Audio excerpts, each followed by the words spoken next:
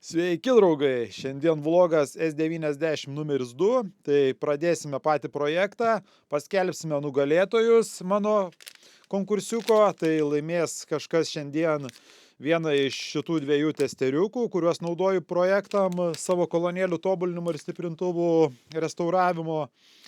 Išrinksime nugalėtoją iš komentarų YouTube ir Facebook'e.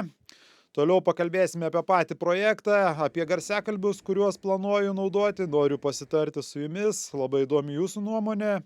Išardysime pačius kolonėlių filtrus, manau, pramatuosime, pakalbėsim apie kitus juokus, taigi važiuojam. Tai nieko nelaukiam ir bandome išrinkti nugalėtoją. Pirmiausia, išrinksime iš YouTube komentarų, kas laimės šį testeriuką. Tai kaip matote, įkėliau į generatorių, kuris išrenka iš komentarų nugalėtoją nuorodą iš YouTube'o. Ir dabar pabandome pažiūrėti, kas laimėjo testeriuką. Na štai, generuoja. Pick a winner. Na ir žiūrim. Tautvydas Mickevičius laimėjo. Tai Tautvidai, parašyk man per audio aparatūros puslapį, lauksiu tavo komentaro, tada susirašysime, į kurį taromatą tau atsiųsti, susitarsime dėl prizo. Toliau eisime dabar išrinkti iš Facebook komentarų audio aparatūros Facebook puslapyje, kas laimėjo antrą testeriuką. Na, atėjo metas išrinkti audio aparatūros nugalėtojo puslapio, kuris laimės testeriuką, tai nieko nelaukime ir bandome. Tai pasirinkau tokią programėlę. Naudoju ją pirmą kartą, tikėkimės pavyks. Na štai ir bandome, generuoja, žiūrėkime, ką išgeneruos.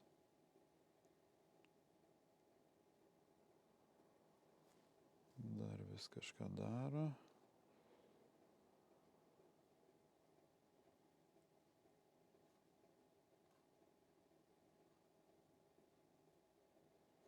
Šimtas 4 komentarai.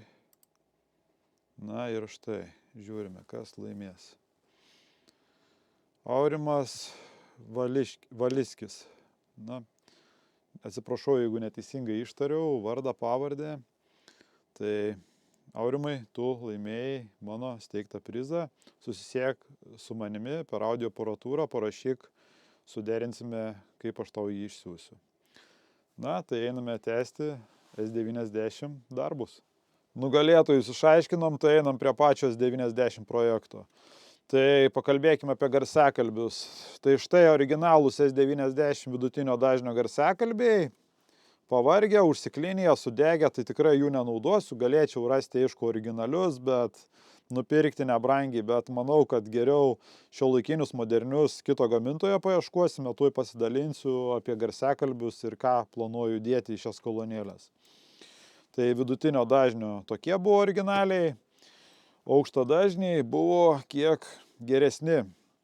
Tuoj papasakosiu įdomių faktų.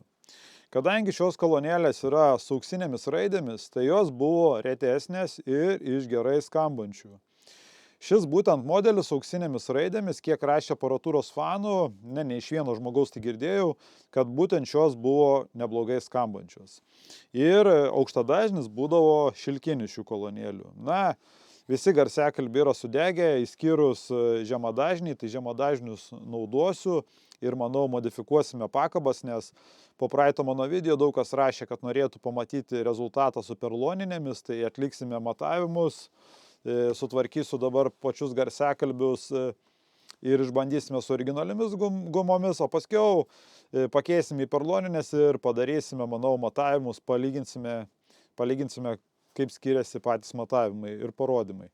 Tai dabar žiūrėkite, parodysiu kompiuterio ekrane garsiakalbius, kuriuos ketinu naudoti. Tai mane labai domina SB Acoustics, pasaulyje labai daug visokių inžinierių, kuriejų, modifikuotojų naudoja šios kompanijos garsiakalbius tiek Amerikoje, tiek Europoje.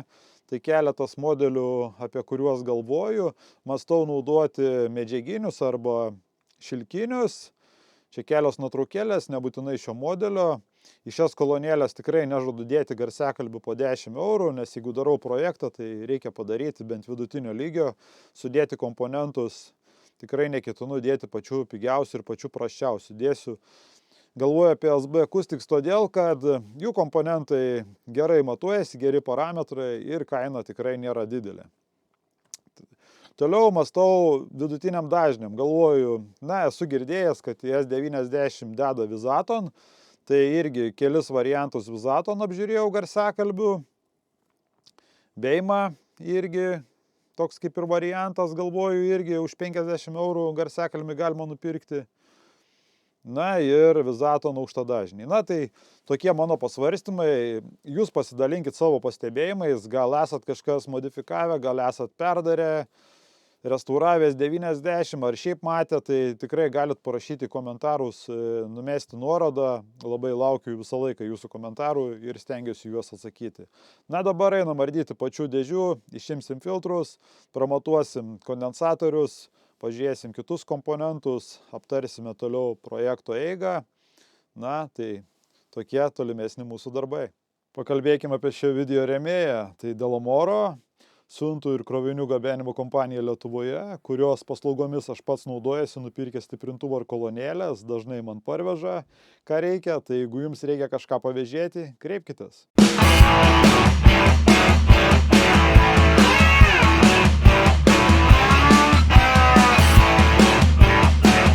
Išmušo matavimų valanda, tai dabar eisime pramatuosime komponentus. Kolonėlių filtras, kaip matote, ant stalo. Naudosime šios du prietaisus. Tai šeikinišką testerį, kurį naudoju savo projektuose. Ir aukštesnės kokybės ir brangesnį kondensatorių matavimo prietaisėlį. Tai dabar pramatuokime pradžiai su šituo. Pažiūrėkime, ką rodo. Su šituo kinišku, tai pasimatuoti talpumą tikrai galite ir tikrai nėra labai didelio skirtumo. Nuo brangesnių prietaisų nėra tikrai paklaidos didelės. Šie kondensatoriai yra sujungti, kaip matote, į krūvą. 3 kondensatoriai po 30 mikrofaradų ir 120. Tai 110 turėtų būti, tai rodo 111 mikrofaradų. Vilos, kaip matot, 0,3 ir varža SR 0,81 ohmo. Tai pagal SR lentelę tuoj parodysiu. Tuoj atsiversim, rankos sušalę. Tai pagal SR lentelę, taip, 100 mikrofaradų, 100 kondensatorius yra 60 voltų, tai 87. Kaip matote, įsitenka į ribas, šie kondensatoriai sujungti krūvą yra geri. Dabar įdomumo dėliai parodysiu matavimus su šiuo Peak Electronics testeriu. Tai yra tikrai gan brangus prietaisas, jisai matuoja vien kondensatorius ir SR. Ir jo kaina, kai aš pirkau prieš metus, kai dar nebuvo viskas tiek pabrangę, kainavo 150 eurų.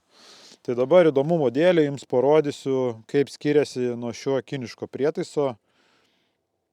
Ir įrodysiu, kad tikrai galima naudoti šiuos prietaisus savo projektuose ar įdomumo dėlei norint prasimatuoti buityje. Tai dabar žiūrime, ką rodys šis prietaisėlis. Ir kaip matote, irgi rodo 108,8 mikrofarado ir SR 0,01. Aišku, šis SR matuos tiksliau. Dar be to baterija nėra krauta, irgi nežinau, dar nėra kalibruotas, senokai kalibruotas. Visą laiką pradėdamas rimtesnius darbus, visą laiką jį susikalibruoju. Bet kaip matote, skirtumas yra labai nedidelis. Tai tikrai neverta mokėti tokių pinigų, manau. Aišku, kas atliekat labai rimtus darbus, rimtiem projektam rimtesniem, tai, manau, reikia turėti tokį daiktą pasitikrinimui. O paprastiem, eiliniam projektėliam, pasimatavimam užtenka ir šio prietaisėlio. Einam pažiūrėsim, ką kiti kondensatoriai rodo. Tai matėt, rodo viską gerai, kol kas šitie sujungti į krūvą, tikrai jų keisti nereikia. Dabar pramatuokime dar šį kondensatorių.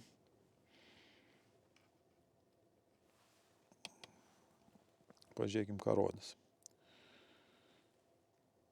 Rodo 21,53 mikrofarado, volosas 0,3, taip pat kaip ir tų sujungtų į krūvą ir 0,92 ohmo varža. Tai dabar pažiūrėkime, ką rodo SR lentelė. Tuoj atversiu. Tai taip, kondensatorius 20 mikrofaradų, 160 voltų. Kaip matote, varža gali būti 4 ohmai. Tai neviršyje tikrai parodymų. Kondensatorius irgi geras, neturi nei vidinio trumpinimo, nei yra išdžiūvęs. Tai pramatavome kelis komponentus, dabar beliko pakalbėti apie patį šį kolonėlių filtrą, apie modifikacijas, ką ketinu su juo daryti. Pasižaidėm su matavimais, pramatavom šios kolonėlių filtrus. Na, kaip matėt, labai viskas paprasta, šiek tiek parodžiau, kaip veikia prietaisai matavimo. Dabar apie pačius filtrus šios galim pakalbėti daugiau. Tai manau, iš šių kolonėlių filtrų labai dalių daug naikinsis, kadangi keisim aukštadažnius ir vidutinio dažnio garsiakalbius, tai nenaudosime nei, manau, ričių, nei kondensatorių, desimontuos.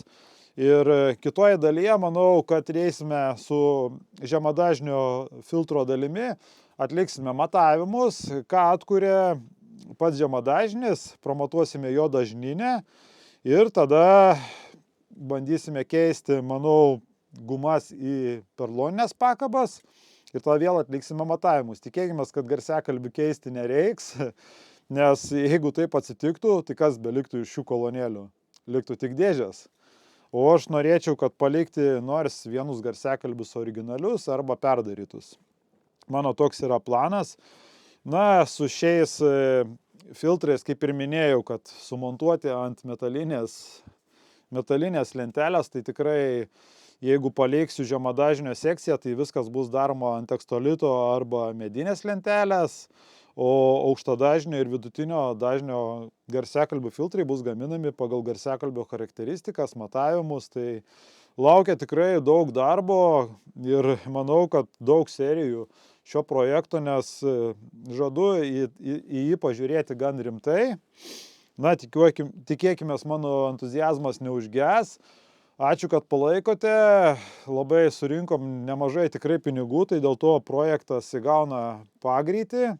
Kitoje dalyje paminėsiu visus paaukojusios pinigų projektui.